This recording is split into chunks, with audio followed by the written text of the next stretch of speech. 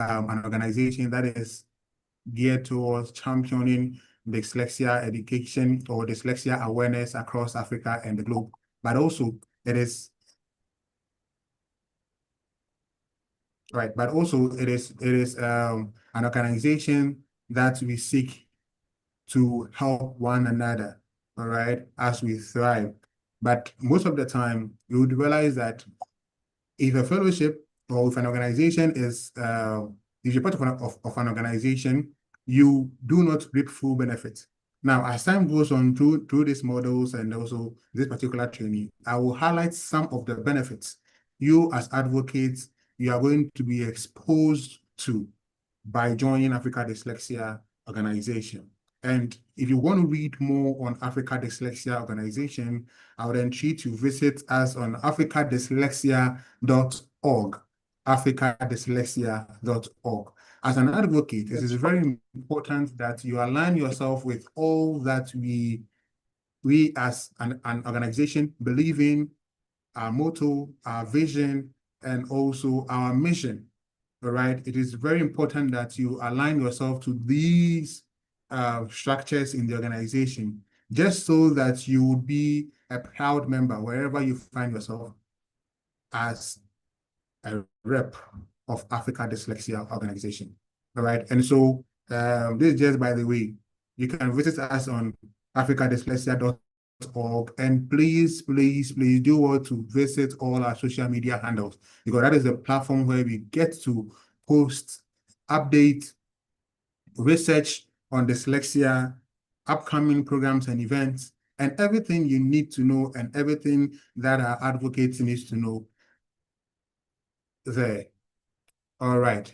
And so I think we have most of our participants here with me, right? And so we'll do, I would want to find out if our speaker for today is ever ready. Yes, he's all the time ready. Yeah, so we want to kickstart, and I'm just getting some signals from the technical team, which is handled by Brother Seth. And so when he gives me the go ahead, we kickstart. All right. I just don't want us to begin with a prayer because I don't know your faith and what you believe in, but whatever you believe in, it is very important to understand that this is a fellowship and this is a union. All right. And so to begin with, I would want to introduce our facilitator for today. Today's session is a wonderful one, of course, and I believe you can't wait to hear. I also can't wait to hear. Yes, so I would want to introduce to you a wonderful personality, someone that I admire so much in the space of inclusion. She is someone that I really look up to and then admire so much. For the first time I met her was at the Africa Dyslexia Conference in Accra. I happened to chance by one of her sessions, and it was fantastic. And today we are thrilled and privileged to have her in person, to talk to us. And so she is no other person than a wonderful woman, an advocate herself. She is someone that you would all want to associate yourself with. Trust me. She is someone that she loves children, and then she loves to she loves to come around people. All right. She is a lifelong learner, an inclusion specialist with several years of classroom and leadership experience, both in the UK and internationally. She is dedicated to working with a diverse range of students and adults' needs and engages in action research to enhance educational practice. She has led various departments to create impactful change and is committed to leaving a legacy in education. Additionally, she has volunteered in Ghana, contributing to educational initiatives in the region She's also she's also a Durban author with a forthcoming publication. All right. She is no other person than Michelle Sakandi. She is here with us. And Michelle, how are you doing? Thank you, David, for that lovely and warm welcome. I hope everyone's doing good. Am I in control of everything now? Oh no. Things are popping up. Okay. Right. Great. I hope everyone is well. Good morning, good afternoon, good evening, depending on where you are in the world. I hope everyone's having a good day. It's nearly the end of the week. If you're working in education, you're probably very tired as the week draws to a close, but hopefully you've got enough energy to get through this introductory session, starting off your fellowship program. Okay, so should I put my slides up from here or should I? Okay. Okay, so whilst I get myself ready, I would like everyone to think about why they want to take part in this. You can type in the chat. Why are you wanting to become a fellow? Let's see the reasons. Type it in the chat whilst I get myself ready.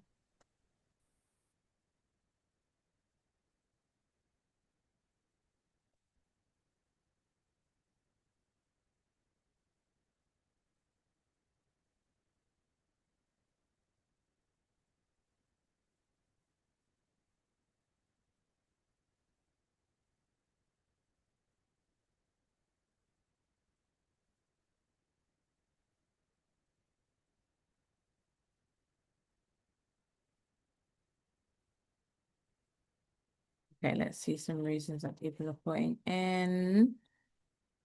Anyone putting their reasons in with the chat?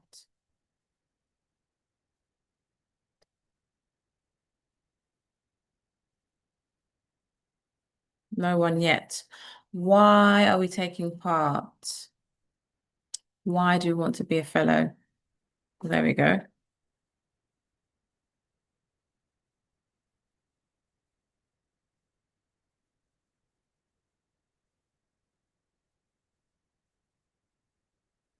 I can't see anything popping up in the chat. I'm not sure if it's working, but I can see the message that was just sent.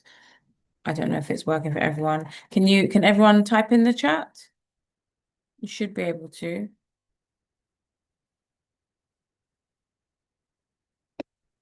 Okay, yeah, it's working. Someone's typing in there.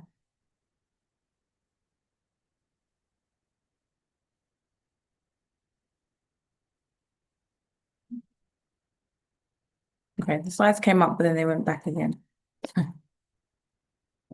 Okay, the chat is working. Okay, it was closed, but now it's open. Okay, perfect. That's good. It's working now.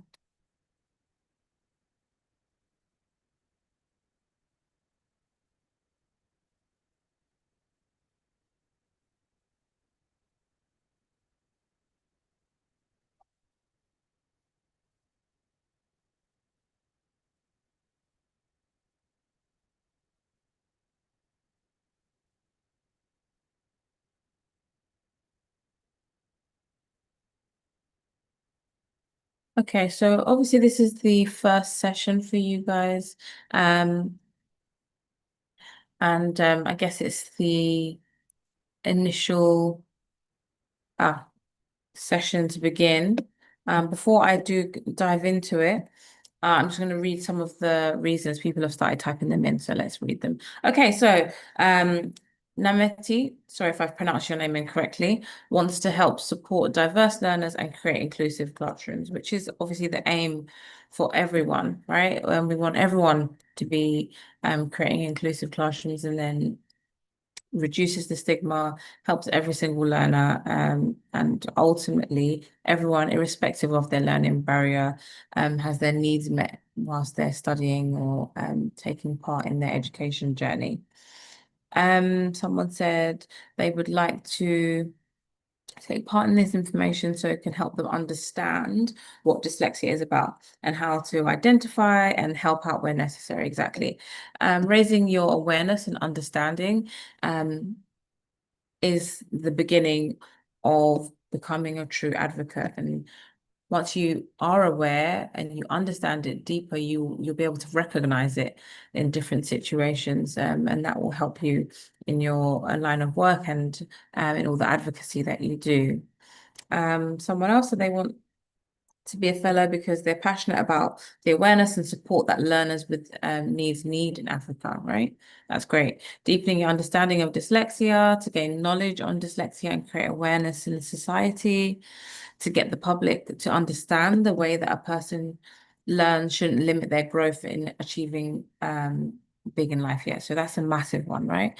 To help raise people's awareness and help like the general public kind of understand that irrespective of different learning barriers, that doesn't limit your capacity or determine what you are able to do, right? A learning barrier might make certain things difficult, but that doesn't mean that you can't achieve big things. I love that. That's great. Okay. All right. So let's get started. I know that David was talking a little bit in the beginning whilst people were coming in. So the Africa Dyslexia Organisation, ADO,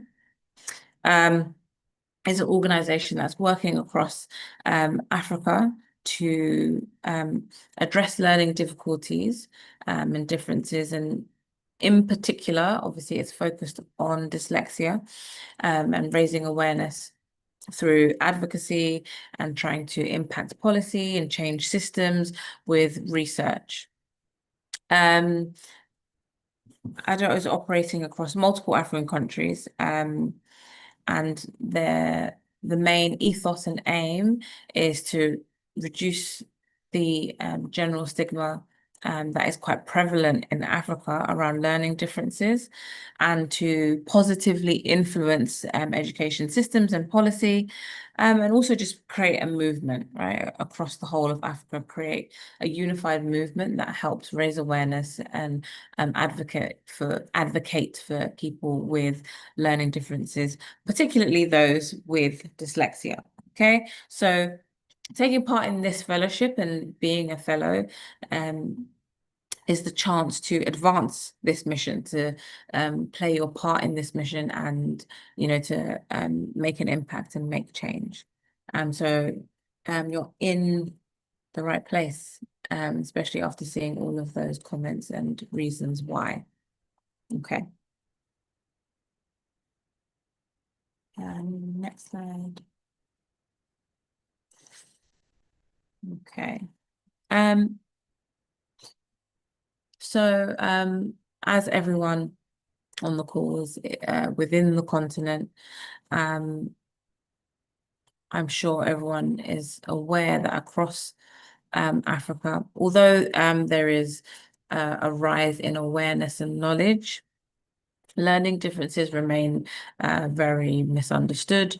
People can sometimes still attribute things to, witchcraft and spiritual things and not really understand what is happening neurologically inside someone's brain if they have a learning difference. Okay, so because of that, because of maybe the mindsets and maybe the cultural difference or acceptance or lack of acceptance, I should say, dyslexia is very under-identified, and often people move through life not ever getting diagnosed or even understanding that they have dyslexia. So the Advocacy Fellowship was created to create a unified, impactful voice to ensure that there is positive messaging that's going across all the different countries within the continent, and and to kind of support what the Africa Dyslexia Organisation is doing in the different countries and unify what they're doing across the continent. So the fellows are kind of operating as the branches of the tree that is ADO. Okay, so the amazing founder and executive director of ADO is Miss Rosalind, and I think she's here. I might invite her to speak. She is there. I can't see. There's so many people on the call, but I'm sure she definitely is here. So maybe she will speak and address everybody. She is here. Hi, everyone. I trust you're all doing well and nice meeting you all virtually. And we hope that we will meet you someday in person. And I'm so happy for this year's group because we've changed a lot of things. Um, First of all, welcome to Africa Dyslexia Organization. Welcome to the family. We are a big, beautiful family. In this family, if you want to be active and participate and benefit, you will be. If you want to be silent and be left out, you will be. If you want to be part of the impact makers, you will be. And the goal is in your hands to define it. Deliberately, we've chosen for this year's cohort to be quite intimate. We've never done this before. In the past two cohorts, we always bring in over 100 of aspiring advocates into the training. But for this end, we realized something happened that we are not able to get to know all our advocates to do the real connection with all our advocates. And so sometimes you'll be there and somebody will just test you and you're now guessing who this person is. Say, oh, I'm from Madagascar. And you're now like, oh, who is this person?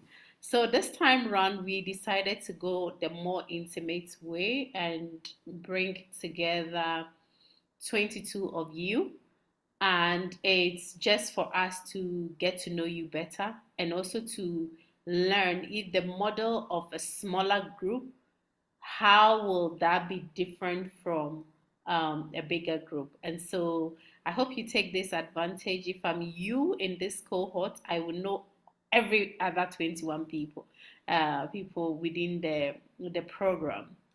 African Dyslexia Organization, Michelle is going to tell you a bit about us, but just to give you a little insight is we set up Africa Dyslexia Organization to tackle issues within Africa. We are based in Ghana. That's where we are. However, currently we have advocates around 38 African countries, and we are still counting. It is our hope that by 2030, we will be in all 54 African countries with active fellows who are on the ground and love the work we're doing and want to be the voice of Africa Dyslexia Organization in whichever location that you are. We do awareness, advocacy, teacher training, mentorship, research, and many others that we do. And one of our flagship program that we do is the Africa Dyslexia Advocates Fellowship Program, because we want to multiply our voices around the continent. And so I applaud you for signing up to be. Most of the time when it comes to things on the continent, fellowship, trainings, you find we as Africans, we always look at, oh, is there money involved for me?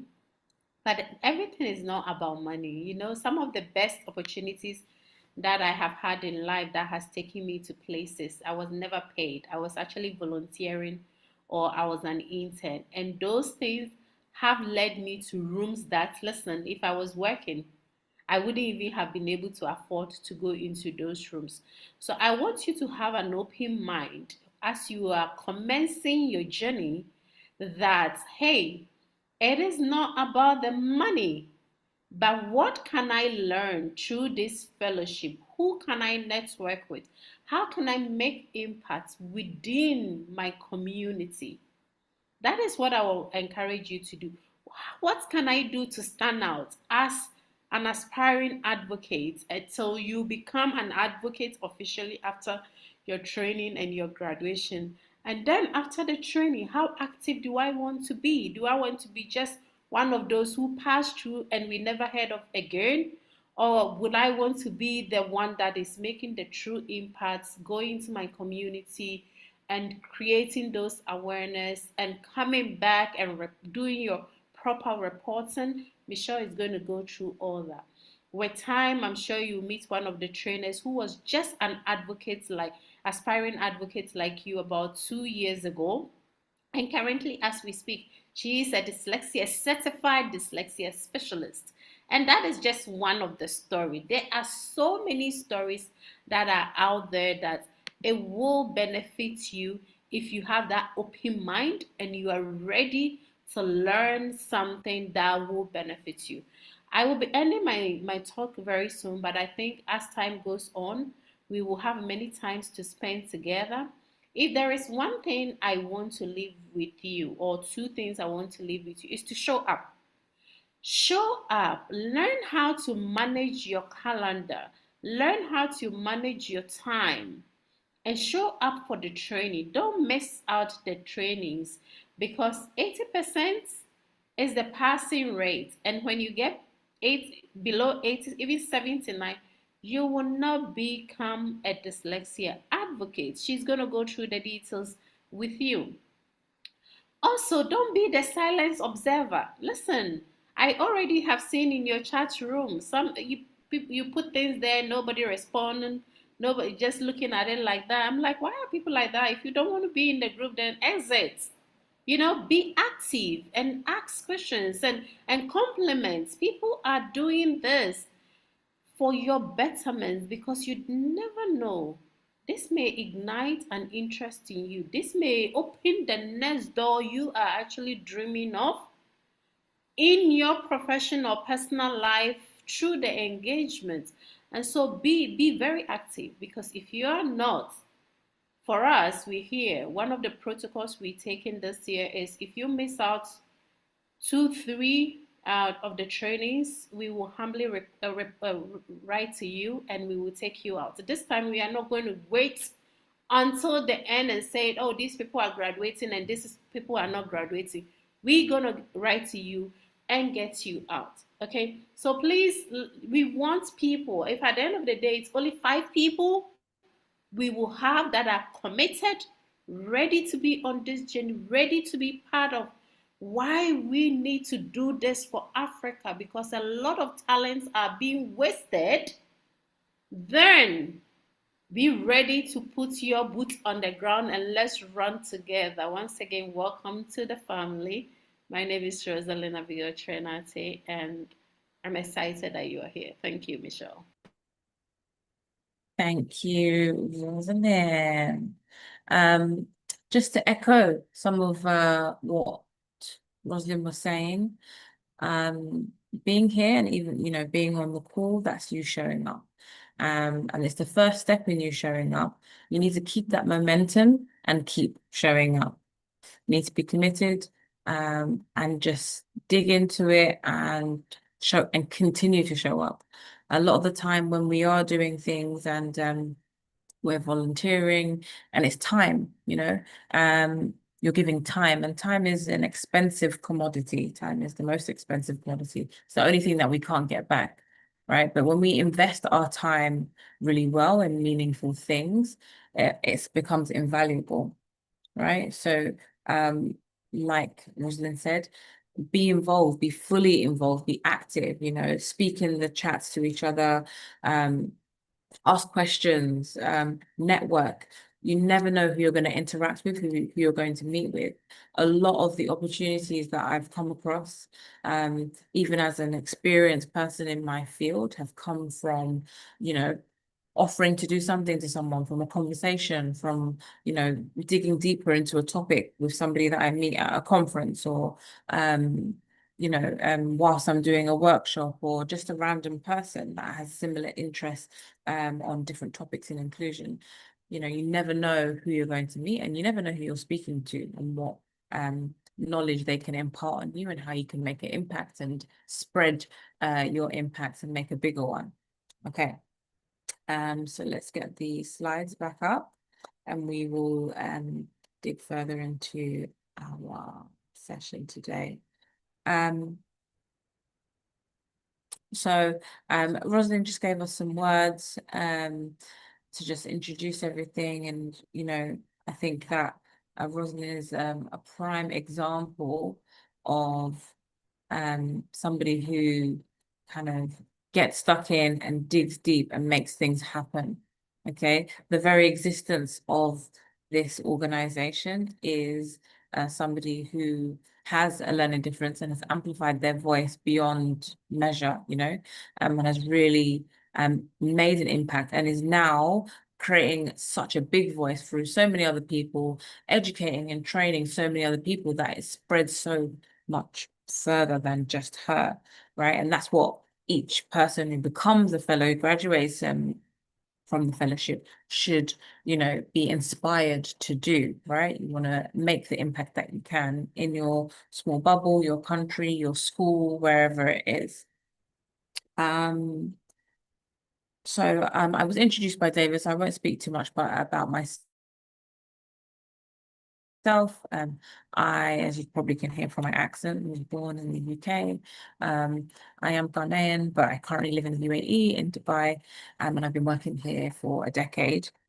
I work with schools and companies, and I help train teachers in particular, but I work with parents and families as well, to make sure that every learner is seen and they have the right tools and develop the right skills that they need to have a meaningful life, whatever that means for them.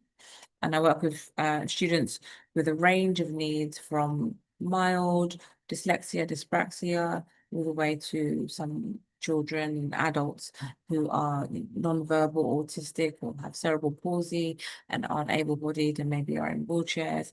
A wide range. So I oversee the program and facilities and train the teachers that work with all of those students. Okay, let's move on. Next slide.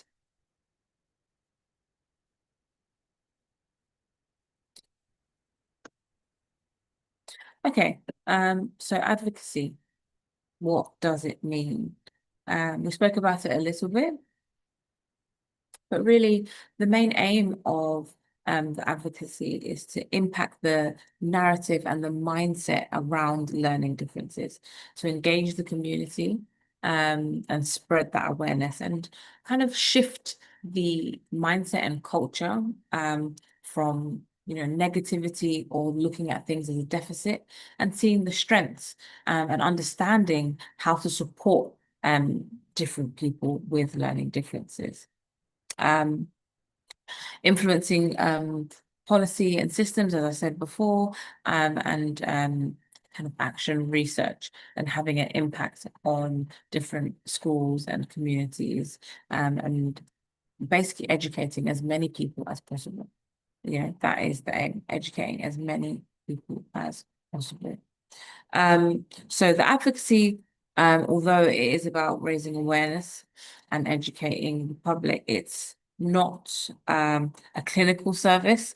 We're not diagnosing people. We're not training you to diagnose people. In order to do something like that, you do need specific training to be able to diagnose anyone that has a learning difference. You are not to be running independent programs using the Africa Dyslexia Organisation's name.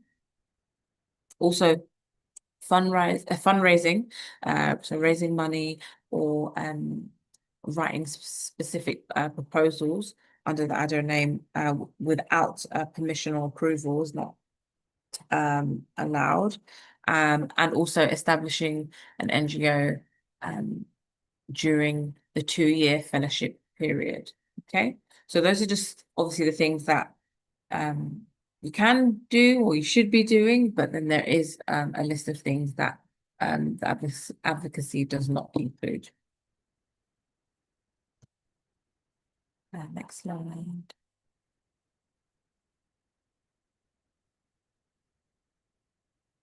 So what does it mean to be an ADO fellow?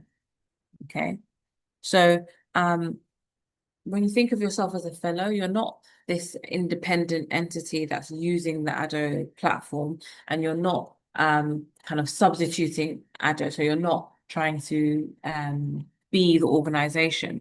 But as a fellow, what you want to be doing is you're recognized as an advocate of the fellowship, obviously, as you complete the program, and you are representing the ethos, the value, the ethics, the standards, and what the Africa Dyslexia Organisation represents. Okay, so you're representative, that's kind of showing up and spreading the word of ADO.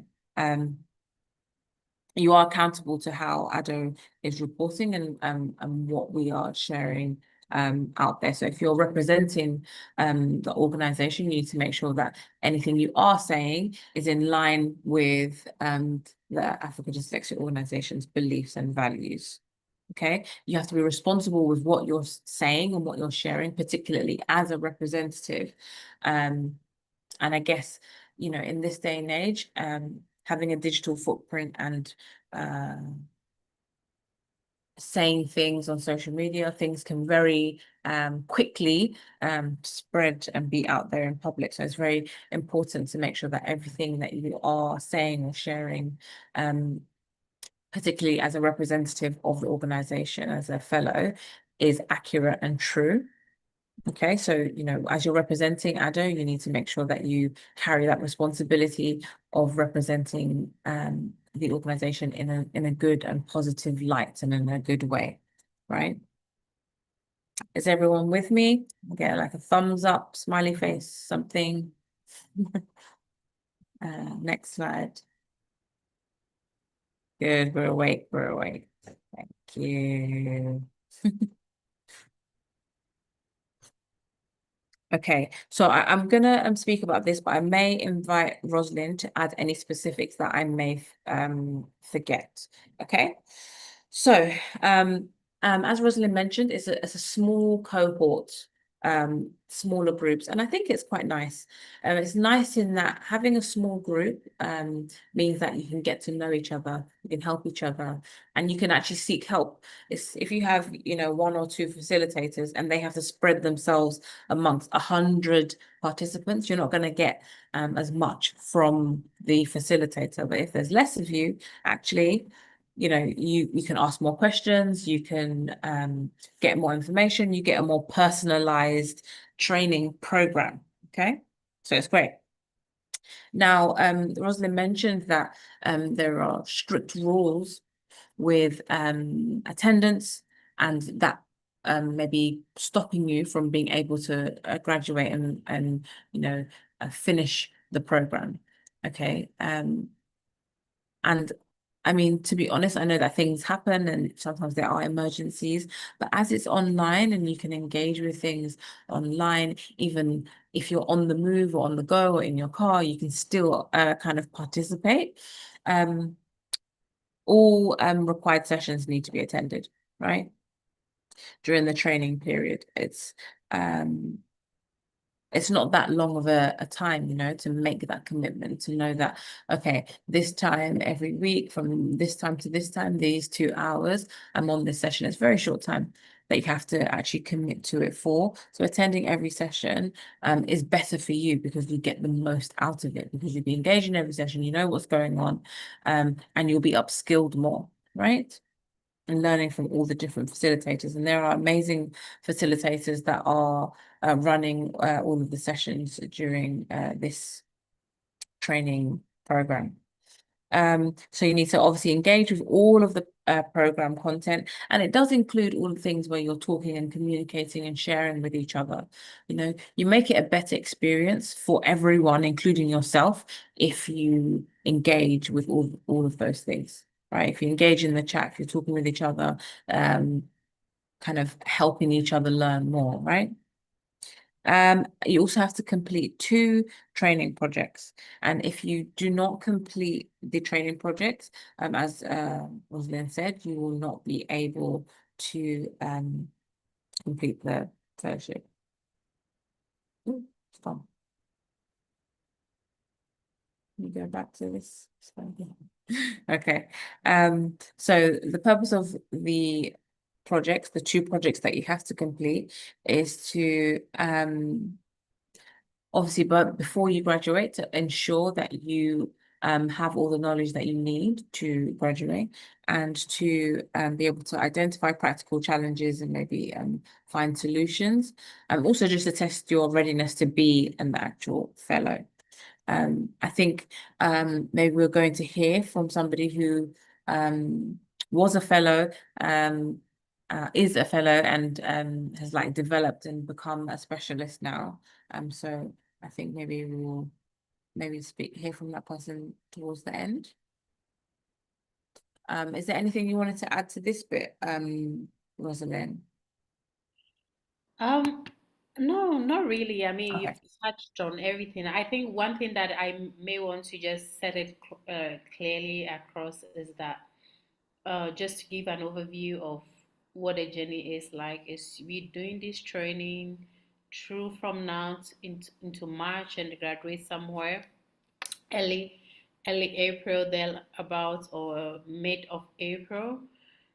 During the training, you are going to be undertaking 2 projects. So if I'm you right now, I will start even thinking, what kind of projects am I going to be doing? Am I going to raise awareness in school? Am I going to speak at my church about dyslexia? Am I going to engage teachers? Like there's so many advocacy activities that you can do. So you need to think about it, because if you look on your calendar, and I hope all of you here have studied what is coming and when things are happening and every time, because today I was actually quite surprised when many of you, I came to your group and you were asking about where is the Zoom link.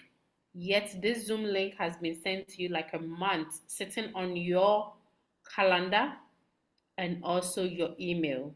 And so I was very surprised, like a lot of you were asking about that. So these are one of the things that for me, it tells me that we're not paying close attention to things. And I would encourage you to really look at the program outline we gave you, when things are happening, when are you supposed to report, because the data on it doesn't mean this is the date you should undertake your project. The date that states that project reporting, you need to bring the project report. So you do 2 projects as the training is going on between February and March, and then bring the report. Through that, it's going to be assessed, and we come here and we discuss things. The other thing is, when you, after graduation, you officially then become Africa Dyslexia Advocates Fellow in your respective country. That is where you can stand and chest out and say that I am advocate with Africa Dyslexia Organization. I represent Africa Dyslexia Organization in this country, and XYZ is what I stand for. You can go and sit on media and actually introduce yourself and add that title. That journey for you representing us as an advocates fellow in your country is 2 years. And everything was spelled out clearly from the application stage, interview stage, and everything. So I don't even need to go in depth, but I still want to remind you, because we've had issues where people think like, oh, I just do the training and I go and that is it. We're spending a lot of resources to make this happen, and we're looking for committed people. So by the end of this today orientation, and you don't feel compelled that this is something for you, peacefully reach out, and we will find a way to exit you out smoothly. You'll still be friends of Africa Dyslexia Organization. You will not be enemy at all. We don't have enemies, but we will exit you out smoothly, and then pave way to the people that really want to be on this journey with us. And so that's what I will add to it. And so, Michelle, if you go on and there's anything you'd like me to come in to address, you can call me to address. David is also here. And I know Fati is on the line. So if you want to call Fati to share her experience as an advocate as well, but they are going to have a training with her as well. So it might not be the need, but let's go on. Thank you so much for the opportunity. Just echoing what Rosalind said, this is something that you are volunteering to do, like you're supposed to be willingly doing it. And if you're willingly doing something, you want to do it to the best of your ability, I'd assume, right? So actually taking part in a course and following the course means that you need to organize yourself, know what's happening, know what you need to do, what you need to achieve, how you're going to achieve it, and when you need to do it by. So you need to look at your program materials, go over it really well at the end of this session so that you know what's happening, you know what's coming, and you can organize yourself. Start planning ahead. What topic am I going to really focus on? How am I going to structure my project? Who am I going to target as my audience I'm going to impact? What do I want to do, right? And start straight away. Because actually it's not that long of a time. It might seem like the end of March or April is a time that's far away, but as we all know, the weeks fly by, and then before you know it, the time has passed. And if you want to do a good job and make as big an impact as you can, you need to plan the process and plan your project so that it is impactful and has a great effect. Okay. Next slide, please. As Rosalind said, after you graduate, you become an advocate, a fellow, and you have, I guess, a requirement to ensure that after you graduate, you are doing a minimum, and a minimum means that that's the smallest number that you can do of advocacy projects per year, and that's 3. Okay, so a minimum of 3 advocacy projects. You could do so many more. I mean, I don't remember, I think Rosalind told me the number that one person did, which was a huge number of projects. So, I mean, yes, there's a minimum of 3, but that doesn't prevent you from doing as many as you can and reaching as many people. Obviously, there's a list of kind of different types of project formats that you could do, like outreach at schools or in different communities, like a church workplace, maybe schools in your area, media advocacy. So like obviously reaching the public in that way through social media or different media streams. Undertaking research and then sharing that, engaging with different stakeholders or people that are impacting on writing policy, having public talks and raising awareness in that way, and any other ideas that you may come up with on how to kind of spread the positive message. Does anyone have any questions so far about anything I've mentioned or spoken about? You can put your hand up and I can ask some questions at this point, if there are any.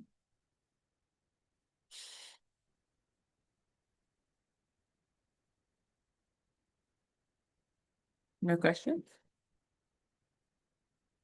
Okay, that's good. Okay, next slide. Oh, somebody does have a question. Okay, yes. Sorry. Omobola, can you ask your question? I see your hand up. Good evening, I'm Omotola. Okay, Good my evening.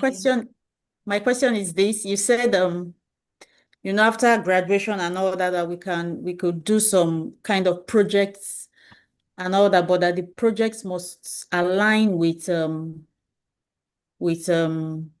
African Dyslexia's like rules and regulations or their policies and all that. So what I want to ask is that Are we going to like, because we need to have these policies with us so that we can align ourselves with it. We know it in our skin that, look, this is the policy. These are the rules, these are the regulations, so that when we are also doing those projects, even after graduation, we know our limits, we know the extent to which we can do it, and we know that we are projecting African Dyslexia Organization. Thank you. Yeah, so I'll answer this, but Rosalind, you can add to it. But I think they ask specific guidelines in the pack that you're given at the beginning. But I guess if people are unsure, I know that more specific guidelines can be given, if you know what I mean. If people are, I think if there's ever any uncertainty, checking and asking can kind of avoid any issues arising. If you're in doubt, then just check. But I'm sure that it has been set out the kind of like expectations and the guidelines for what can or can't or should or shouldn't be done. I hope that answers your question. Michelle, can I add to it? Yeah. Yes, so you'll be given all the policies, guidelines. For example, if you look on your calendar, you see there is a topic on safeguarding, and I see Okay. there's two safeguarding, which is one of the biggest policy and the most one of the most.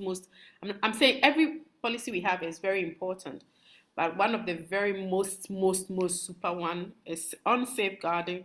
And once they finish the training, you will have access to the safeguarding policy, and each of you will sign. There are other documents like conflict of interest, data protection policy, whistleblower policy, sexual harassment policy.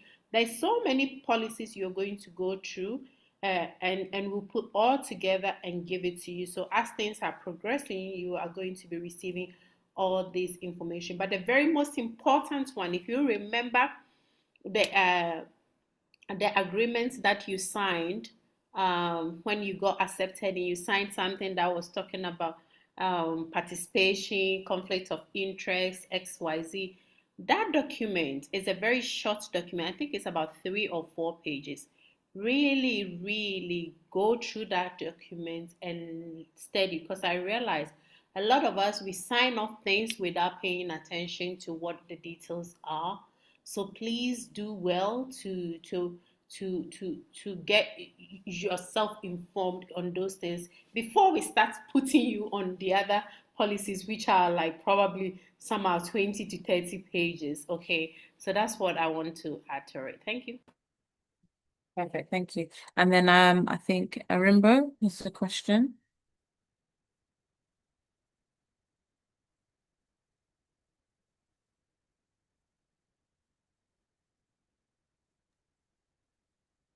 Michelle, please, I think another hand is up. Akono Esther. We don't want to take that.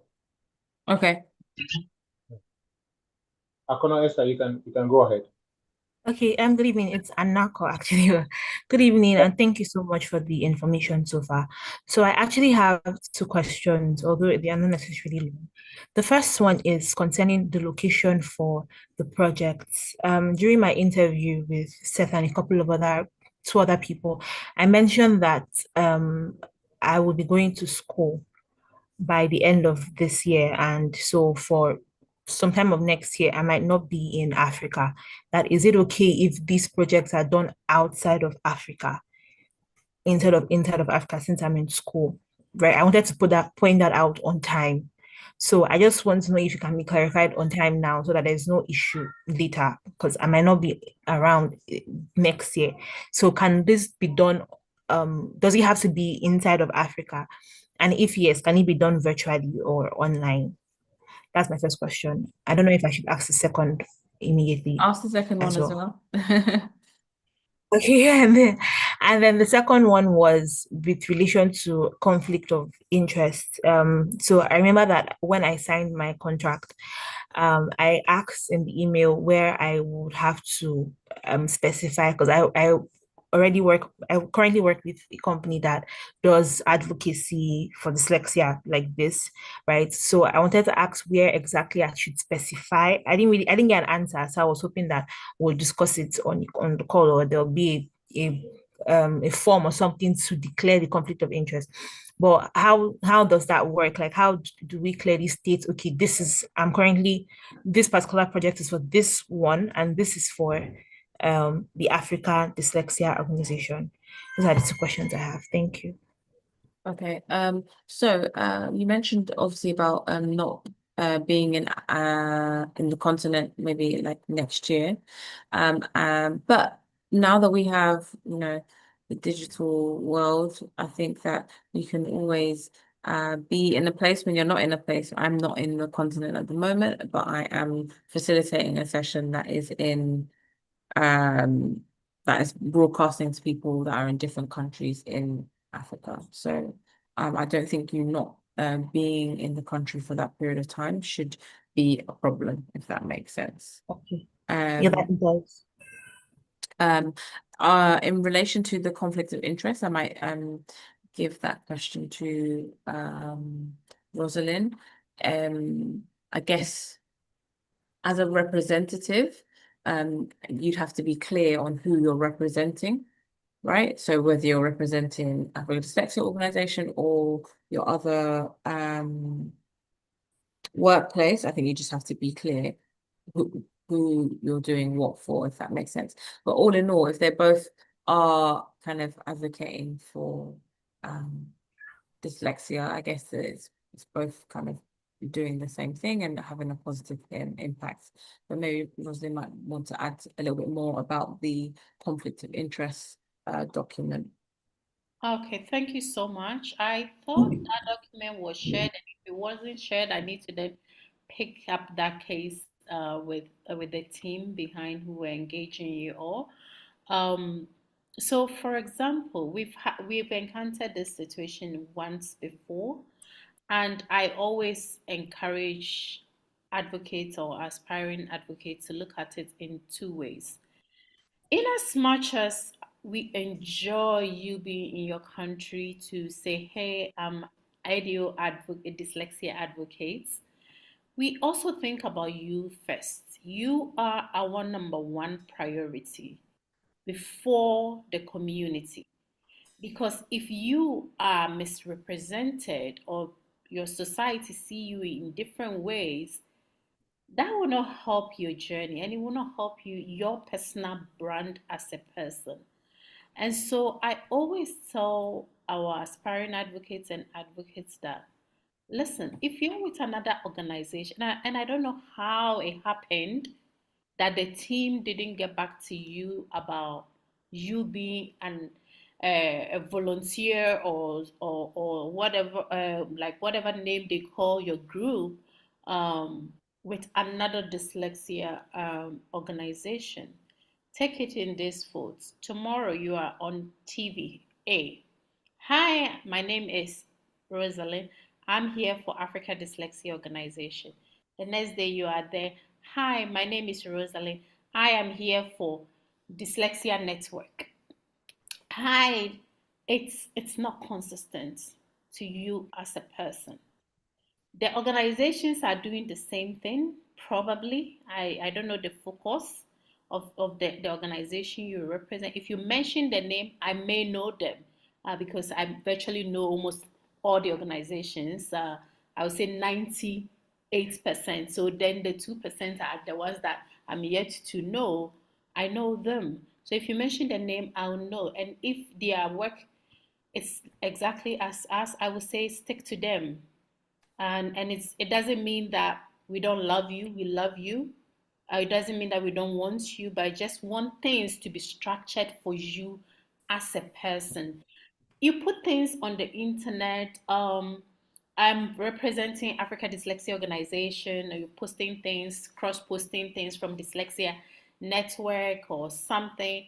It is not consistent for you as a brand. People will not be taking you, or get to a point people will not be taking you serious.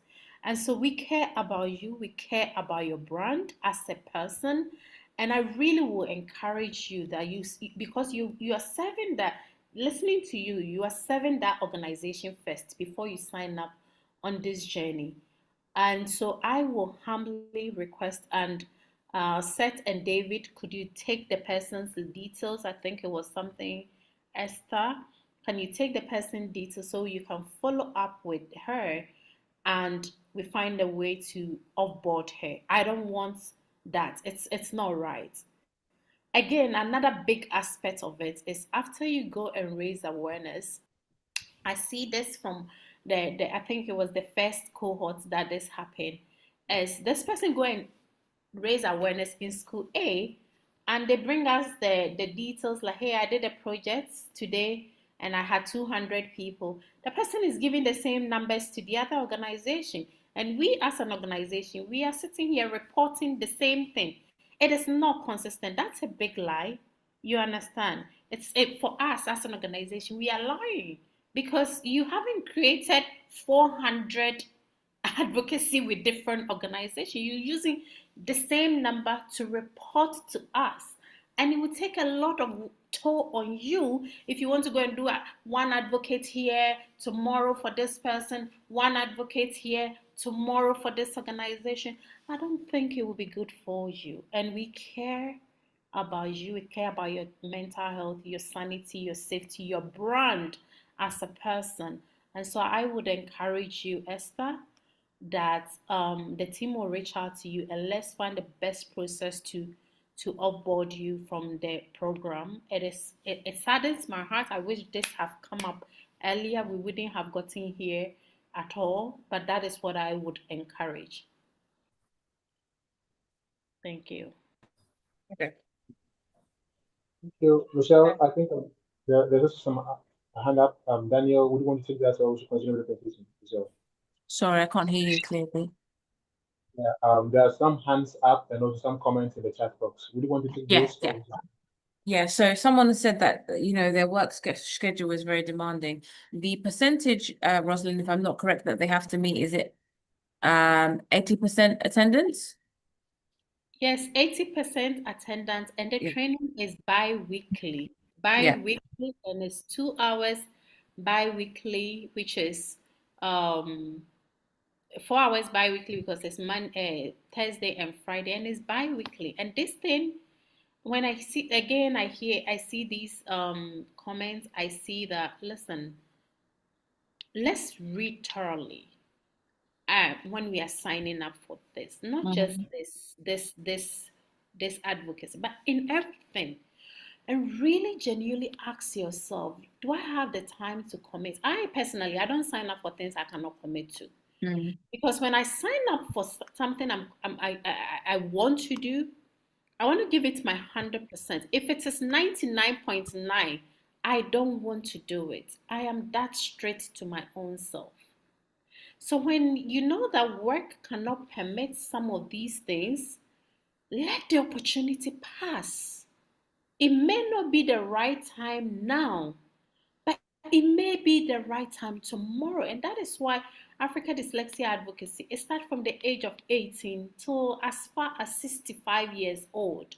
So even if you don't get it today, maybe when you're 40, you're 50, you'll be able to do it.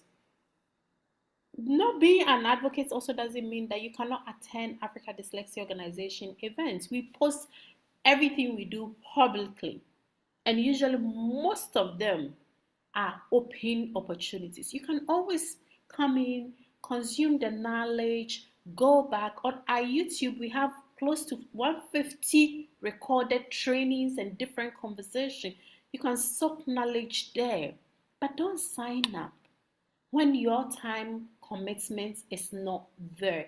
If not, you are a good person, but you come across as somebody who is not taking things serious, which that's a misjudgment. But it is because you have put in yourself in that kind of pathway. So that's what for me I would encourage. Thank you. Okay, so like Rosalind said, yes, there's an 80% requirement of your attendance. Which I mean is quite low really for most courses. You do have to have like 90% engagement, which if you were doing 10 sessions would mean that you could only miss one, right? Because I mean it's not for that long, it's only bi-weekly as well. And so missing one or even two sessions, especially if they're in a row, means that you miss a chunk of quite a big chunk of what you need to know and learn, right? So I hope that answers your question. And yes, you will receive all of the training materials that you need. Daniel's got his hand up.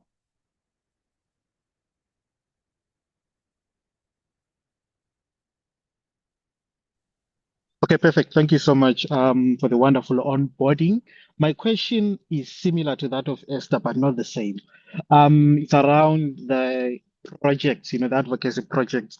Is it possible for me to do the advocacy projects in multiple countries? For example, I'm from Zimbabwe. I'll do say one project in Zimbabwe and two others or one other in a different country. Will that count as as a project? Thank you. Thank you. Yes, yes. That would that would that would Okay, count. thanks. Okay, and I think there's one more person with their hand up before we move on. That is even better, Yeah, Daniel. exactly. Africa Dyslexia Advocates. And so if you move around the continent or wherever, you can create awareness in that country that you are. Actually, one of the trainers you're going to meet is an advocate herself, and she's based all the way in United Arab Emirates. However, she's one of the most active advocates we have in the both two or now three cohorts that we have. I'm hoping who can challenge her, So she's one of them. David is one of them. The names are so many of them that I would say. So with the lady that asked for virtual, yes, you can do virtual. You just invite us to come and see what you're doing. That will also be nice. Thank you. Yeah. I mean, there isn't really a limitation. If you're moving around different countries, I don't think that there's any issue or problem with you spreading awareness as you move through the different countries. Oh, somebody did have their hand up, but the hand is down now. Maybe their question was answered. Okay, so I think we're all good. Okay. Oh, okay, no, the hand is back up. Yes, I think it's Tofumi.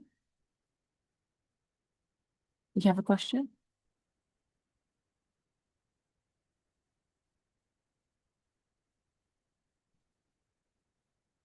Hello. Hi, how are you? Good. Yeah, thank you for the opportunity. Yeah, so I already asked one of the team the question. So, but this is just me like bringing it clearly like on the table. So, and then making it known to the house that okay, because and then seeing through the rules and regulation, it was stated much more clearly there that you can't start an NGO, you can't have like your own platform and the like. So the thing is, I already have mine. So I already have my own setup NGO. So the purpose of me signing up is because it's actually in line with what I have an online presence already with my team. So but signing up with ADO is to be able to like gain more knowledge and then be more certified in the field. So and then this is just me asking a question to like clear that like I believe I don't like need to because I already asked though that I don't need to like put mine on a hold just because of the whole rules and the regulation because the mindset is to be able to grow and make the public know okay this is learning differences we shouldn't be limited by the way we learn and everything so and then the mindset to actually I have the time and time is not an issue. So you're able to join your classes and then gain the knowledge. So the mindset now is like getting it clear that, oh, this is already in place, and then I'm also in partner with ADO, so it shouldn't be like a future. Um, I don't know if you get what I'm trying to say. Sure. I think so. So you're saying that you already have a like a platform or following on Yeah, social media or where you yes, can and I kind of have a advocate. group already that I work physically with. Yeah. Okay. And your question is, will you have to pause that to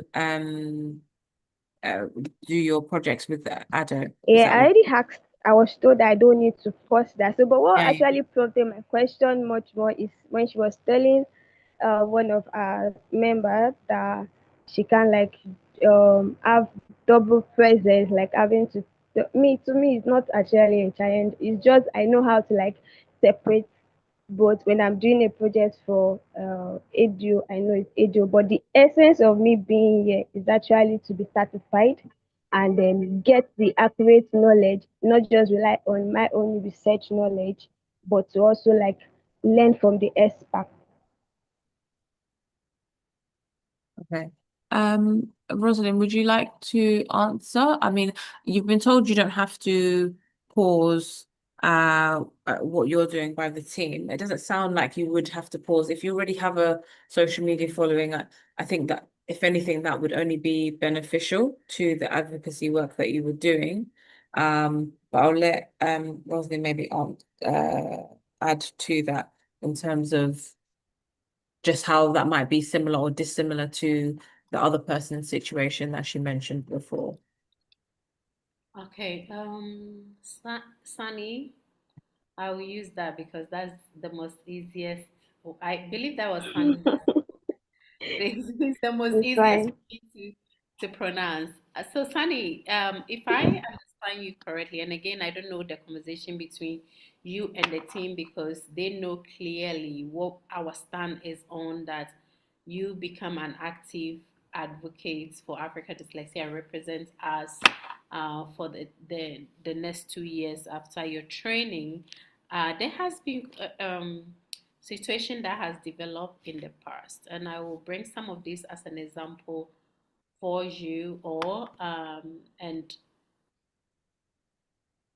it takes a lot to put together a program like this, and this is a very structured program. Your trainer today is sitting all the way in in in in in United Arab Emirates. It's late over there. She's here doing it. You have other 9 facilitators. It's not easy to coordinate any of this. They are investing a lot of time for you.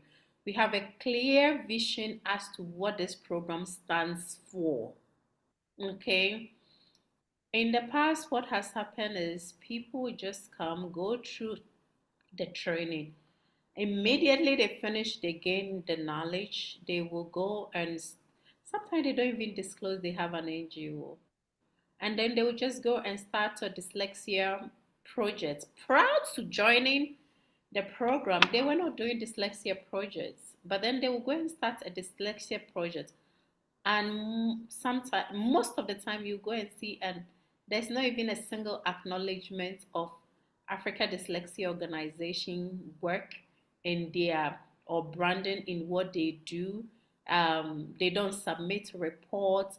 They just go like mute, and by the time you just see their social media is popping, they are doing dyslexia, they are sitting on TV talking about them without even any acknowledgement. Let me ask you, ladies and gentlemen, if you are running an organization and you do something like that, and you trust people that you bring on board, and you spend 2 months, is not a joke. You are showing up here bi-weekly.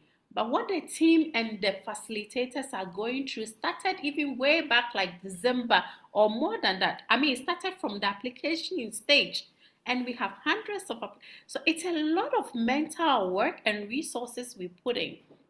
So put it in chat for me. And let me know what your thoughts are, and say that if you do all that and you see these things happening, that people are not being genuine with what they signed up for, what would you do? You know, what would you do?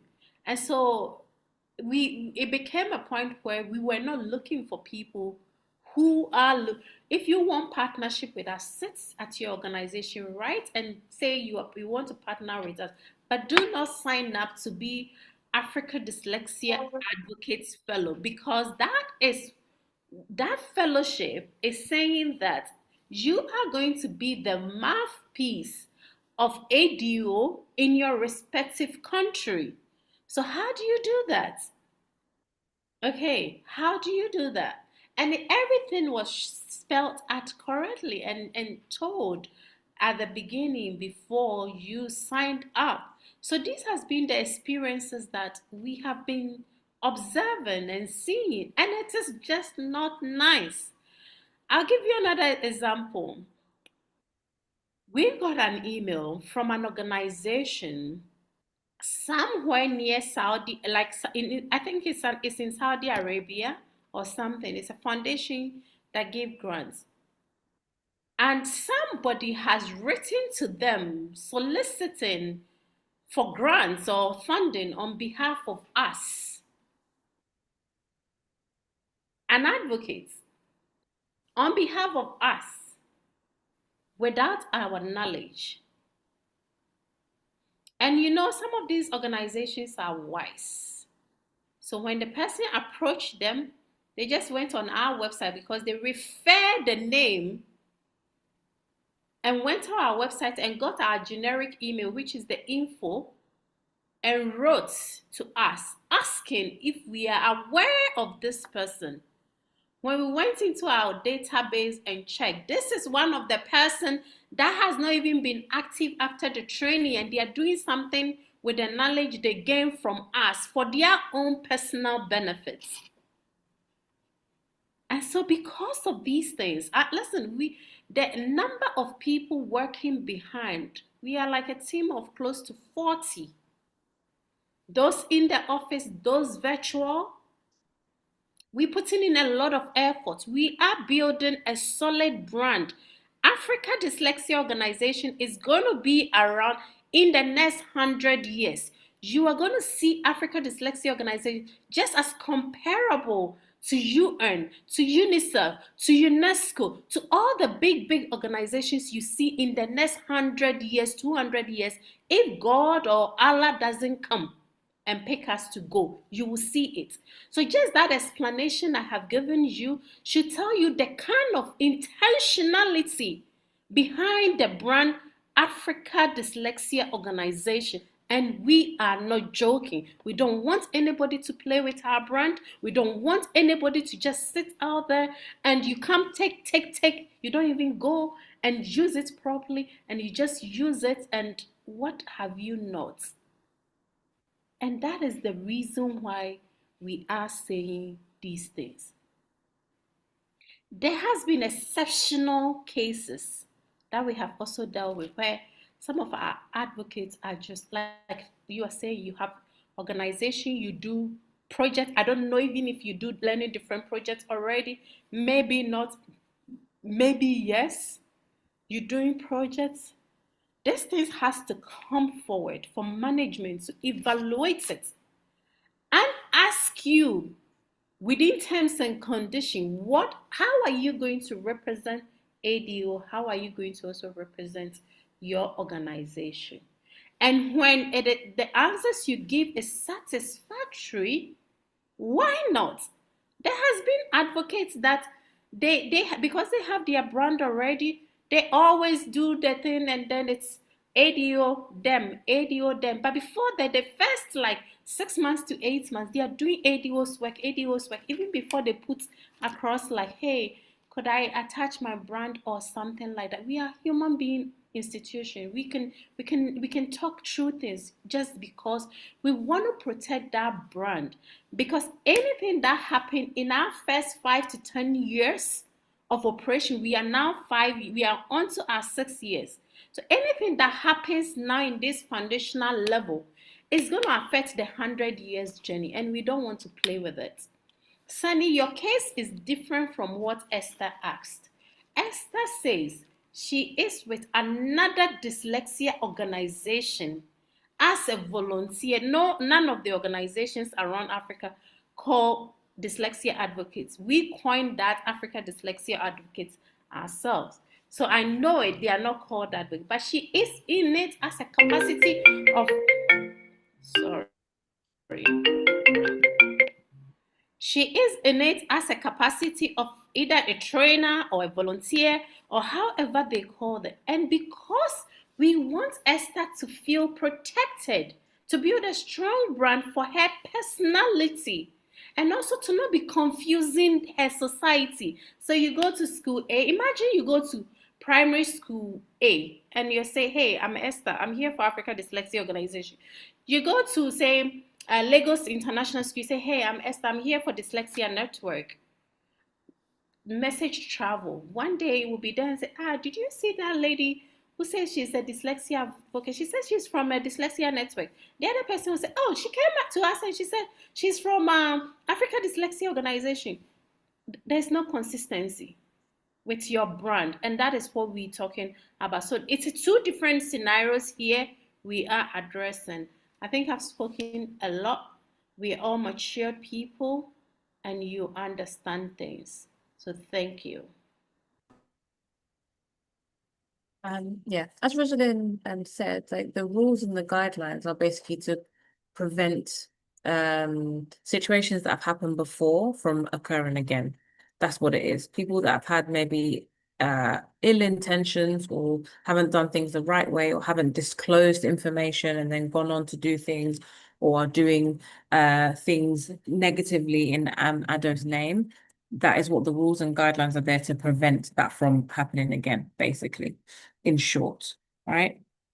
So it's good that obviously people are checking and verifying because already that shows that you're trying to do the right thing, okay? And obviously the guidelines are there because things in the past haven't gone the right way, and so we're just putting preventative measures in place so that those things don't happen again, right? Okay. I think that there's a few more slides to go through. Slides back.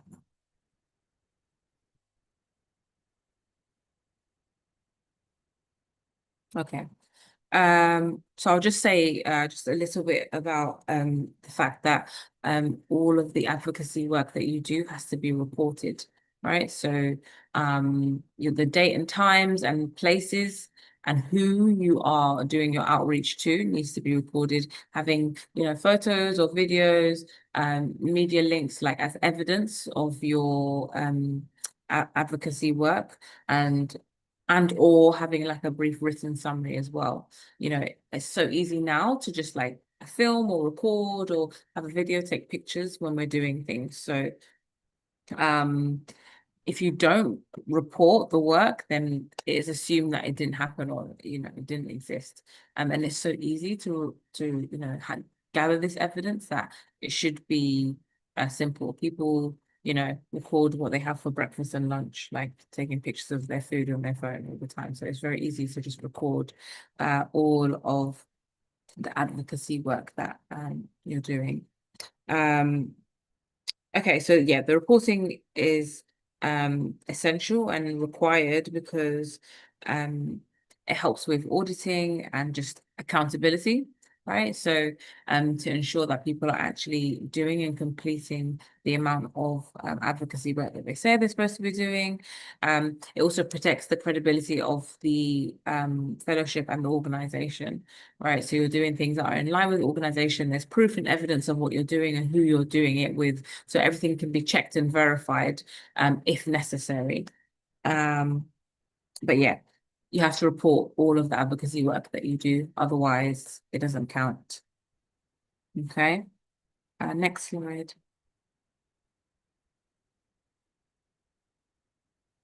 So we were speaking quite a lot about, representation or misrepresentation.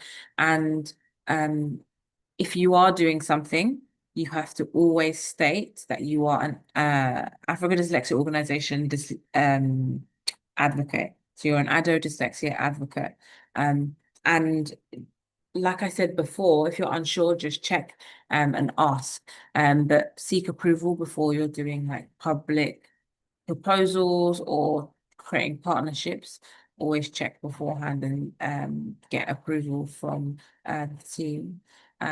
Because the worst thing would be to maybe align ourselves with maybe a company that has an ethos that doesn't kind of like go with Ado's beliefs or values, right? So you want to avoid anything negative or any damage to the Ado image, okay? Use of the name, the language that is used, like Rosalind said, the use of the term advocate is something in Africa that this organization only does. The use of the logo, and obviously using the organization's reputation is all regulated, right? That's why there are the rules and regulations and the policies that you're going to have to go through and go through safeguarding in more detail. But everything needs, especially if it's public, needs approval first. Okay. If the name, logo, reputation of the organization is put in a dangerous situation, there's like a legal risk, right? So we need to make sure that we're seeking approval before we're doing anything. Next slide, please.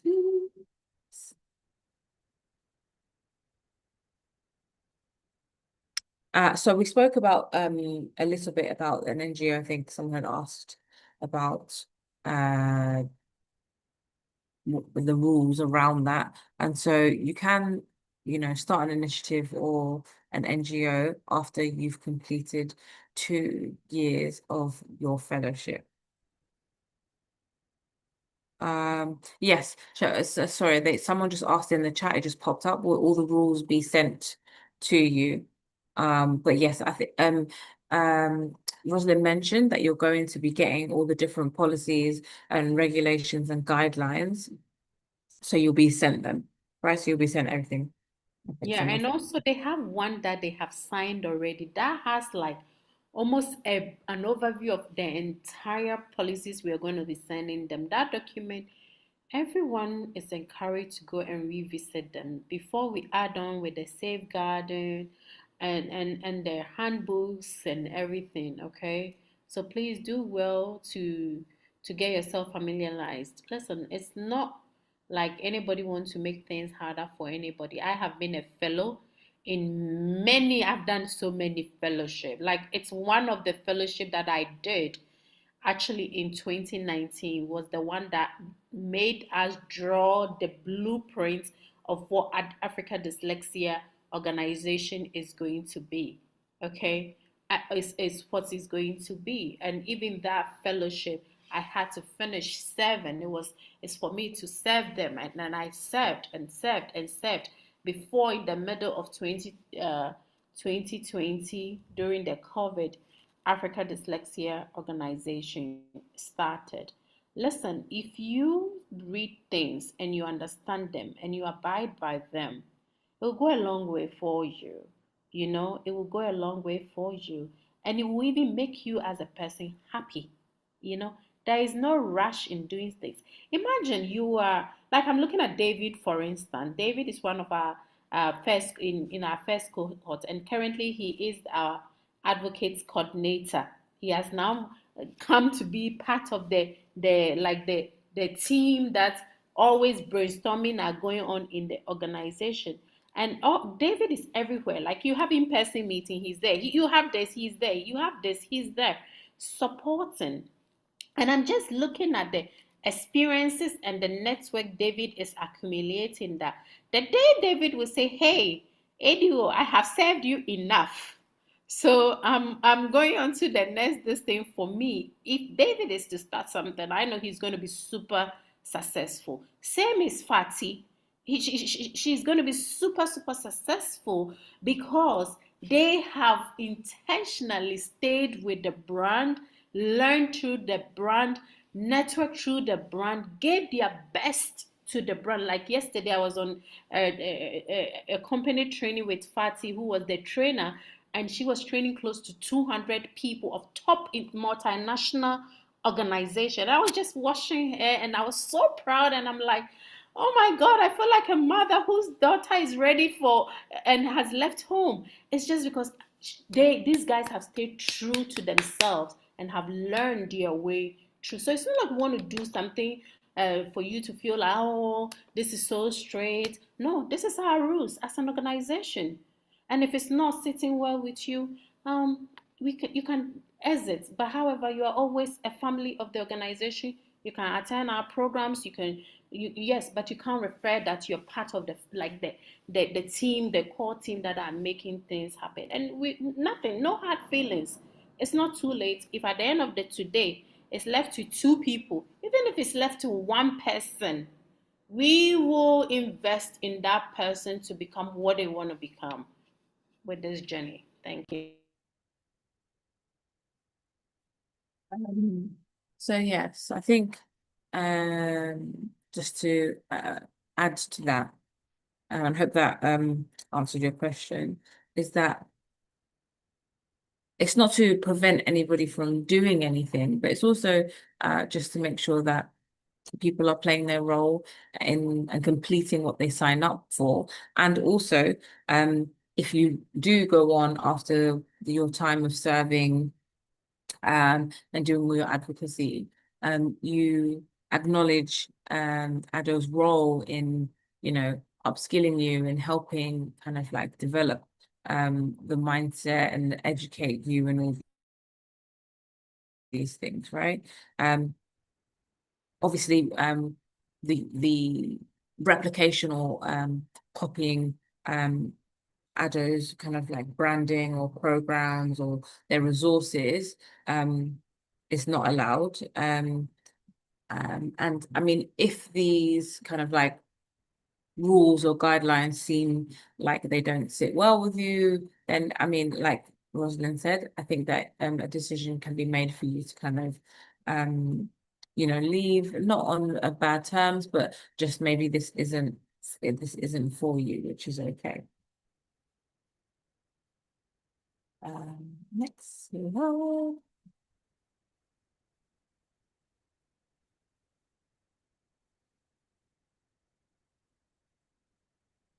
Next slide, please.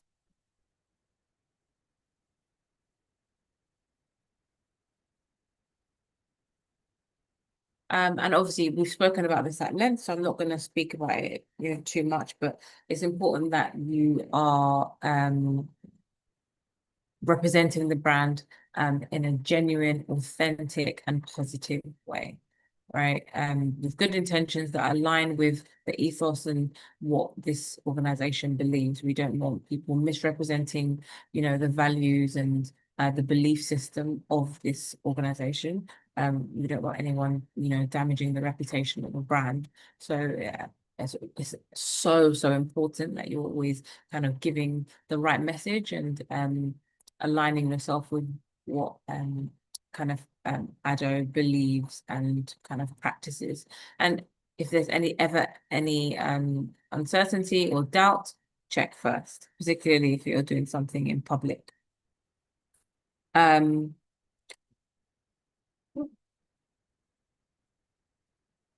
So this one up again. So obviously, this is the beginning of your journey into becoming a fellow, and this process will be a journey where you have accountability.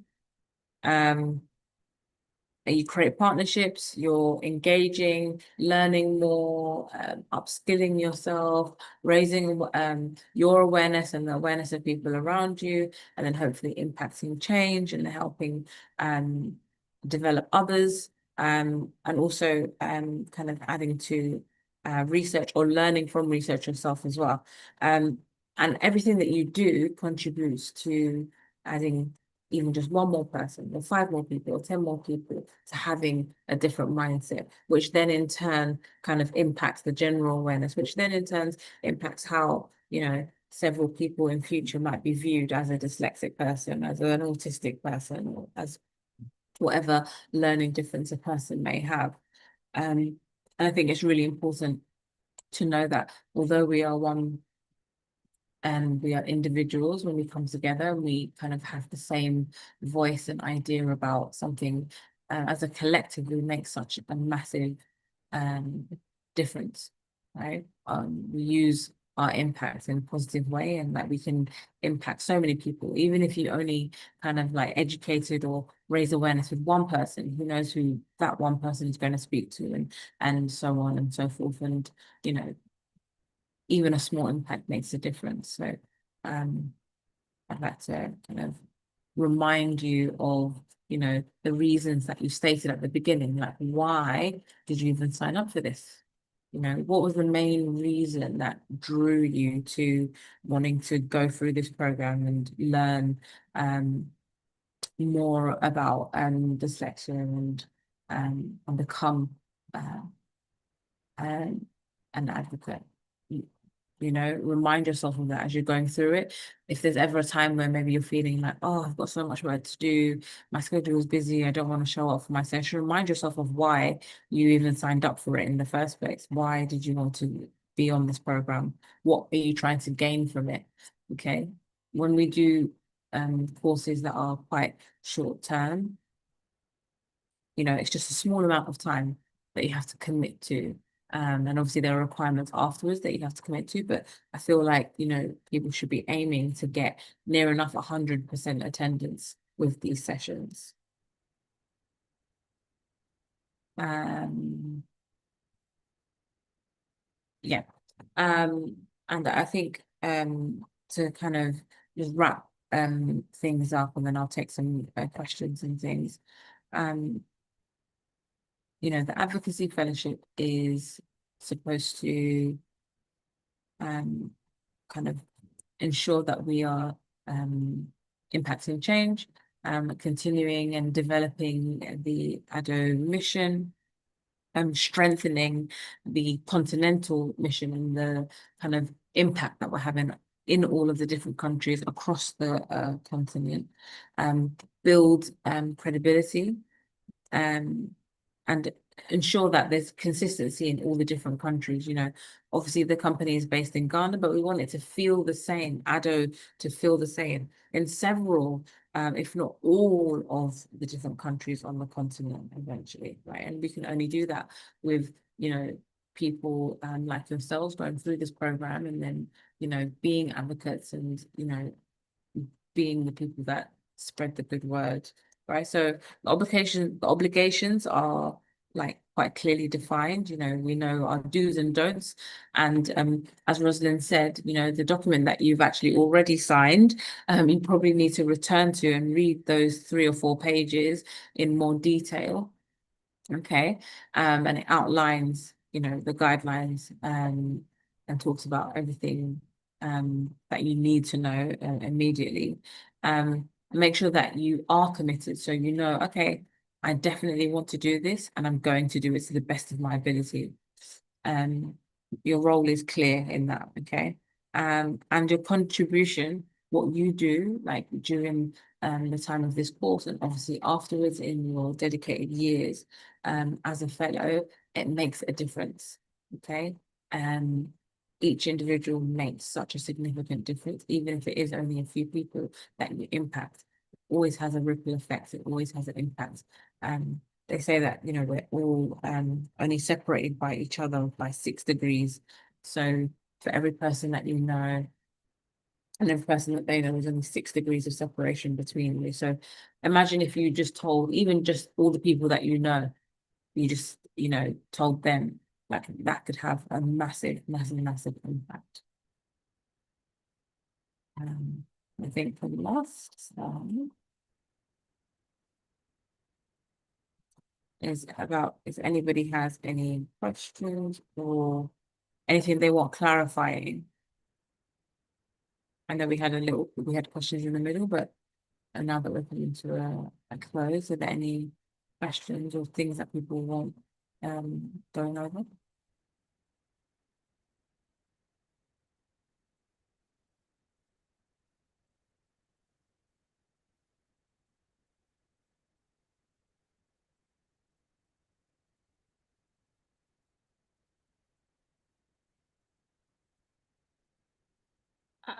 Be sure you have a question in the chat, or Oh. is I don't know if you have. Oh, when can we start the advocacy project? Oh, okay. When can we start? So if you look on your calendar, it shows you when you will be reporting your first advocacy training project. So there is the first 2 advocacy training projects that you undertake within the training period from February to end of March. The deadlines are there. And so right from now, you have to start thinking, what kind of project do I want to do? Who do I want to reach to? What format would I want to do it? And start planning. The dates you will do your advocacy is not regulated by us because it has to be per your availability and what you can do. Okay. That's why I always tell people the easiest ones, think about your church. Your church is a good platform to even create awareness. Think about your mosque, it's a good platform to create awareness because one, you will not really be spending anything. You just need a microphone and a slot of time to share message on dyslexia. However, you should do your program or projects after you have taken the training on neurodiversity and dyslexia. And I think neurodiversity is tomorrow, if I'm correct. If I'm not, correct me. And then it follows with dyslexia. Once these 2 are done, you can starting to prepare and conduct your destiny because you will need those messages. You need those informations and knowledge to be able to go out there and become and do the awareness. One thing we are going to share with you after this training as well from tomorrow going is they're going to share with you an online training program by one of our partners called Nessie Learning. And the training is on understanding dyslexia. So we're giving you one dyslexia training within live training like this. You're having the neurodiversity training, and then you are also taking at self-paced, it's just 2 hours.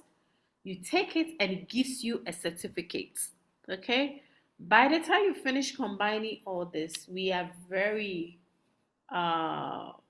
this thing strong believe that you will have the insight and know how to start preparing for your first and second project. So start thinking about those areas. Thank you. And All right. I think we have Omotola. Omotola, your hand is up. okay.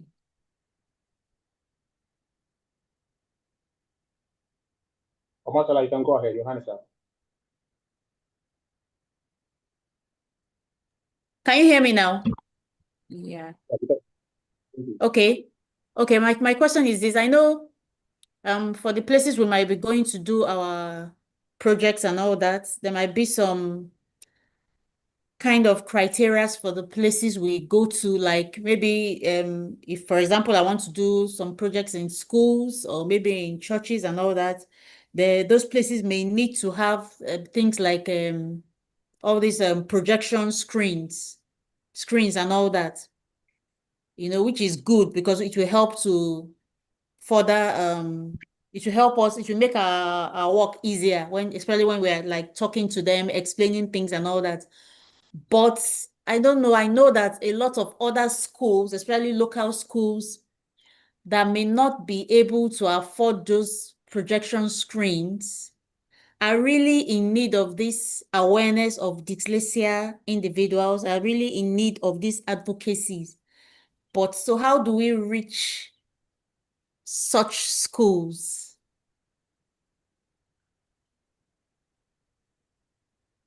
I don't know if you understand me.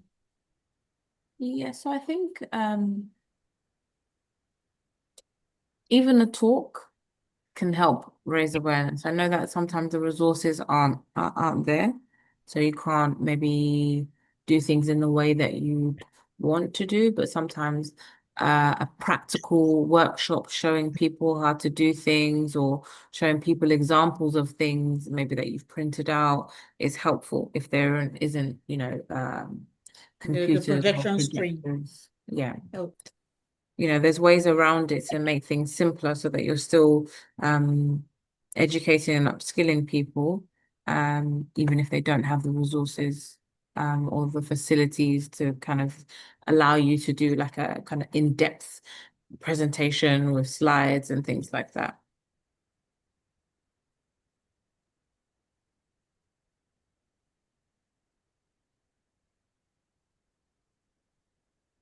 I think sometimes we have to start where we can and do what we can with what we have.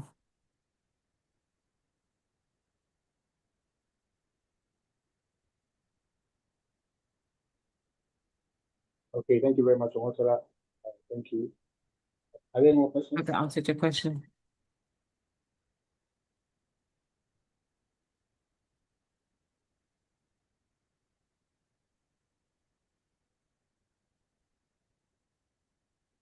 Okay. I don't think there are any other questions at the moment.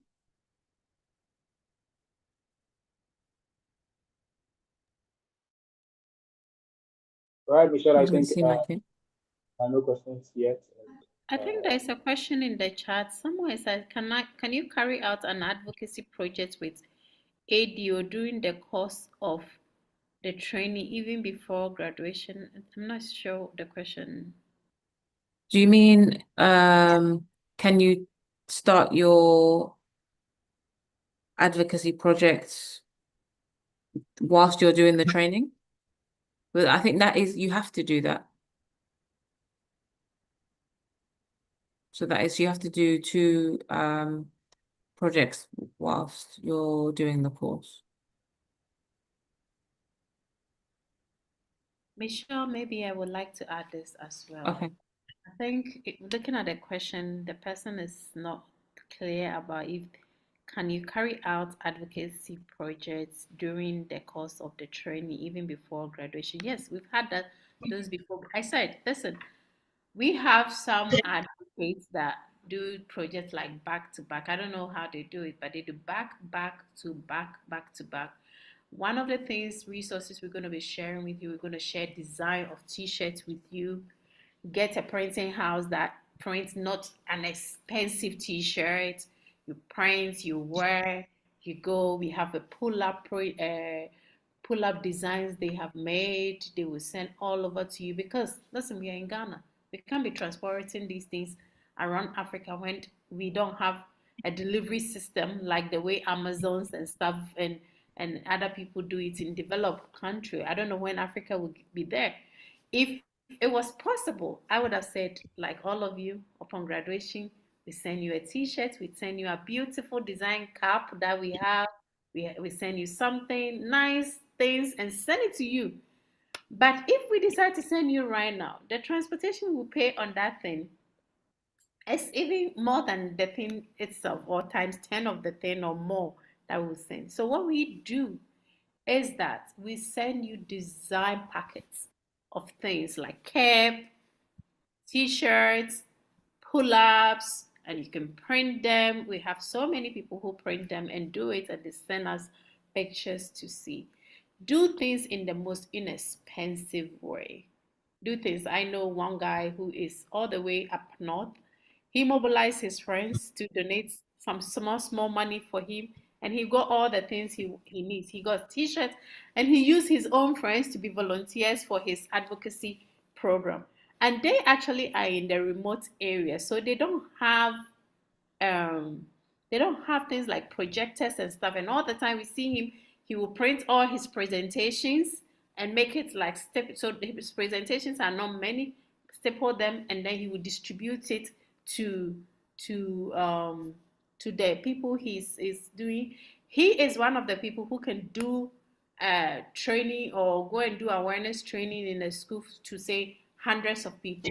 And then the next one you see him, he's standing in front of like 11 or 10 people also doing advocacy. Still, that is also a project. Okay. So look at it in a way that it is not going to be exhausting in your pockets. We don't want you to do that. But there are very little things that you could do. Go and speak to a printing house and say, hey, this is me. This is what we're doing. This is what we're addressing. It's very important. I wish I could have a pull up, or I wish I could have one t-shirt, but hey, could you please help sponsor me? You never know. When you sell your story, somebody can do that for you. And so look at that in a way, and for the person who asks, yes, you can start, but make sure you have all the information, you have the right logos to use, and we will also show you when it comes to the project implementation side what materials you can put together and all that. So look inside of your calendar. There's so many things awaiting you. All right. Thank you very much, Madam Rosa. Thank you very much. Michelle? Yeah. Okay, so oops, we got another hand up. I think Namity. I probably pronounced your name very wrong. I'm sorry. Yes, thank you so much. On the contrary, I think you got the name right, and that's Oh. a bit strange. So well done. I'd like to say thank you so much to the organization, a founder, and you for such a beautiful session today. And this is my question. Most times when I get to engage with people on the subject of dyslexia and tell them about what I've learned so far, they always have one concern, and which I think is going to be a concern in the future, because they're always asking, how do we diagnose? What do we do? How do we know a child has dyslexia? And just at what point can we say this child is dyslexic? And of course, we were taught that we have specialists, people who are trained to diagnose. So I'm looking at, if we go into the field and during the advocacy, we have such questions, how do we deal with it? Because oftentimes people feel if you're bringing knowledge, you should be able to have some kind of signpost, something you point them to, like a solution to whatever their children or the people that think their schools are going through. So how do we handle that? I don't know if you understand my question. Yes, yeah, no. I think it's important to always make sure that you are not seen to be a person that can identify or diagnose dyslexia, because that's not what we are. That's not even what you are training to be able to do. You know, like I said before, I think, you know, in order to be able to diagnose particular learning differences, in particular dyslexia, you do need to be specifically trained and be a specialist to be able to do that. So you wouldn't want to wrongly identify or, you know, make suggestions about, you know, a student, a child, an adult or whatever, because actually, even if maybe it seemed as clear as day that a person had dyslexia, if you're not qualified to make that diagnosis, you shouldn't be. So you can always maybe signpost people to a specialist, if there is one, or like a center where they can go and get assessed, or a psychologist that they can go and see. But it's important for you to never be, as an advocate, you know, saying things that sound like you're diagnosing someone. I don't know if Rosalind, you wanted to add to that. I thought you were going to say something more. Nemete, I hope I also got your name right. I wish to. Um, so, like what Michelle is telling you is we are not training you to become an assessor or a screener. It takes a long journey to get there. If I should paint an example for you to become a dyslexia assessor, the minimum study is about 13 to 18 months to do that. It costs about £5,800 to learn that. There are qualifications you need to have before you can even do that. For example, a bachelor's degree, psychology degree, they are very specific and thorough. Because once they pen down and say that you are a certified assessor, whatever you do is legally binding. And mind you, it's people's children. You are going to say that I am qualified enough to say that your child has dyslexia or ADHD or dyscalculia, right? So it takes effort to do that. And this scope of 2 months engagement wouldn't give you that. But when you meet your trainer, Fatih, ask him that as an advocate, Fatih Siddiq, as an advocate, how did you transition to become now a dyslexia specialist? And she just graduated, and now she has enrolled onto another course where she's going to be a certified dyslexia assessor in the next couple of months to maybe over a year. She's going to be that. So it takes a process. It's the same way if you're a classroom educator here.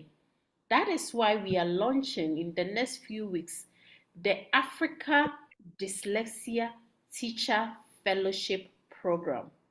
This program is it's very intense. It's going to be a whole 1 year, 6 months training, 6 months practical, and 1 year classroom observation and reporting back to your mentors. And by the time they finish and become teacher fellow or teacher dyslexia fellow, you know that they have gone through a rigorous training. So this one is for us to get a knowledge of awareness, how to do grassroots advocacy, get the message there, help us to debunk the stigmas. That is what this program is about. Another way is when you meet a difficult situation, who can assess? How can I have teachers train? XYZ. Point them to get the contact and bring them to Africa Dyslexia Organization. So you go to a school and they say, hey, we need a thorough training. We want our teachers to know this. We have so many trainers. We can engage them online to provide that training for them with your coordination involved, okay? But you will not be in the position to train a teacher on intervention. I hope you understand the difference. All right, thank you very much. All right. I think our time is almost due. Michelle, do you have anything to say?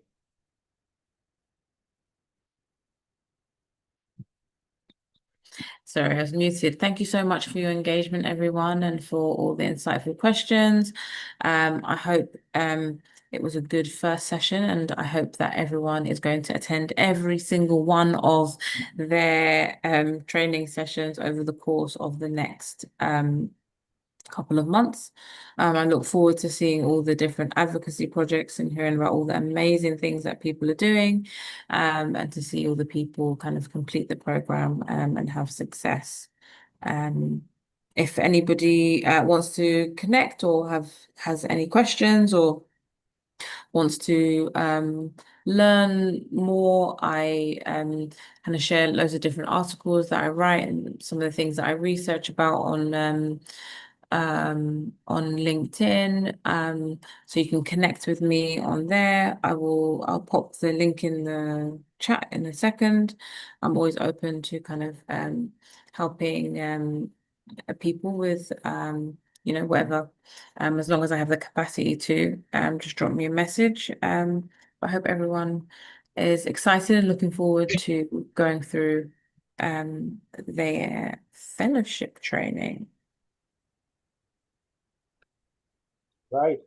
Thank you very much, Michelle, for your time. And we want to say thank you very much to all of you for participating. And I would really want to acknowledge the presence of our CEO and founder, Madame Rosalind Chenati, for joining us today. And in fact, she's a devoted woman. And so you can see with the passion that she's talking, this is what ADO stands for. All right. Devotion and also dedication. Now, I was going to say thank you to some of our speakers who would be joining you from time to time. But then today they made time to join today's model. And I want to say thank you going out today to Madame Anna Mensah, who you're going to see her as one of the presenters and facilitators. And then also Dr. Gifty Roxton. She also made time to join us today. And before I forget, you would have a survey being sent to you for you to conclude and also fill a form. This will go as your attendance, all right?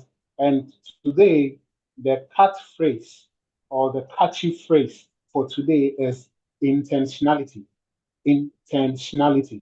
You are going to need this as you fill the form. And so this is to let us understand and then know those who are currently online, because none of you are online. And so the catchy phrase for today's session is intentionality. All right. And you're going to have the survey, the feedback form shared to you via WhatsApp. All right. In the WhatsApp group. But lest I forget, we are meeting same time tomorrow for Model 2, which will be facilitated by Mrs. Esther Wamai. Yeah, Mrs. Esther Wamai. My advice to you is that you have all this clearly stated in your calendar. Kindly go through your calendar so that you get to know the objective, the key topics to be discussed for tomorrow's model. So you can jot down your questions and then ask them when the time is due. And one thing I want to put across also, since today is the orientation, is that I am the ADO fellowship coordinator, and it is my duty to make sure you have a smooth training.